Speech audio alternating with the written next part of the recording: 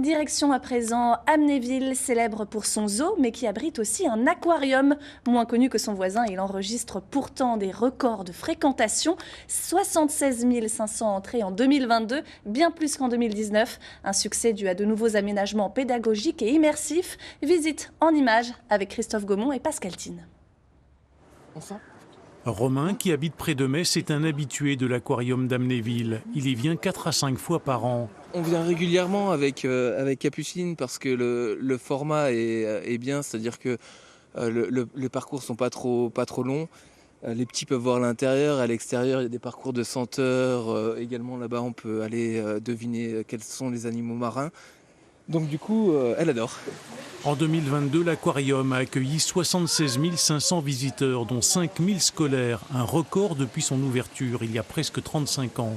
Jolie performance pour cette petite structure qui ces dernières années a fait des efforts pour allonger le temps de visite, pari gagnant auprès du public.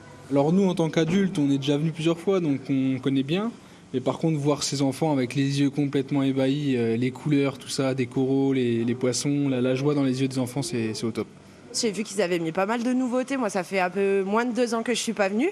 Et du coup, il y a pas mal de choses qui sont nouvelles. Et j'ai vu qu'ils avaient fait un coin pour sensibiliser un peu à la pollution. Tout ça, j'ai trouvé ça sympa. La santé des océans, la survie des espèces, la direction de l'aquarium a renforcé ses messages environnementaux à l'adresse des jeunes générations. C'est vraiment fondamental pour nous que les personnes qui viennent visiter l'aquarium d'Amnéville soient sensibilisées à la beauté en fait, de nos poissons, des coraux, et ont envie de ce fait, en connaissant les poissons, de moins polluer, de faire attention à leurs déchets, de trier, de consommer moins, pour justement pouvoir préserver la faune et la flore. Cette fréquentation record de l'année dernière est-elle un rattrapage après la crise sanitaire ou s'agit-il d'une tendance de fond? Le nombre de visiteurs en 2023 pourrait apporter une première réponse.